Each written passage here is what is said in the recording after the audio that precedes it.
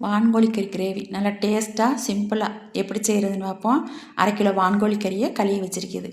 இப்போ ஒரு சட்டி அடுப்பில் வச்சுட்டு தேங்காய் எண்ணெய் கொஞ்சம், கடலை எண்ணெய் கொஞ்சம் ஊற்றிக்கிறேன்னு, ஒரு பட்டை 2-3 கிராம்பு போட்டுக்கிறேன்னு, வெங்காயம் கருவேப்பிலை போட்டு தாளிச்சுக்கிறேன்னு. நம்ம இந்த கிரேவிக்கு தக்காளி பழம் நிறைய போடக்கூடாது, ஒரு சின்ன தக்காளி பழத்தை பொடிசா நறுக்கி போட்டுக்கிறேன்னு. ரம்பையில் கொஞ்சம் 2-3 பச்சை மிளகா இதையும் போட்டு நல்லா வதக்கிக்கிறேன்னு. தக்காளி நல்லா வதங்காமல் 1 ஸ்பூன் மிளகாய்த்தூள், 1 ஸ்பூன் இஞ்சி பூண்டு பேஸ்ட்டு, இது நல்லா பச்சை வாசனை போகிற வரைக்கும் நல்லா வதக்கிறேன்னு. நல்லா வதங்கவும் ஒரு 1/2 ஸ்பூன் கறி மசாலா தூள் போட்டுக்கிறேன்னு. இதையும் நல்லா வதக்கிட்டு நம்ம கழுவி வச்சிருக்கிற கறியை போட்டு தேவையான அளவு உப்பு போட்டு நம்ம வேகிற அளவுக்கு தண்ணி ஊற்றிக்கிறேன்னு.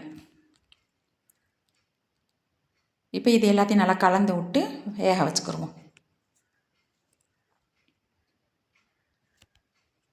இப்போ ஆனை நல்லா கொதிச்சிருச்சு.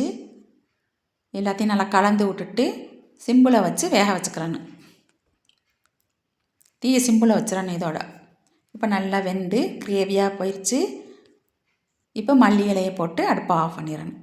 சூப்பராக டேஸ்ட்டாக இருக்கும், செய்து பாருங்க.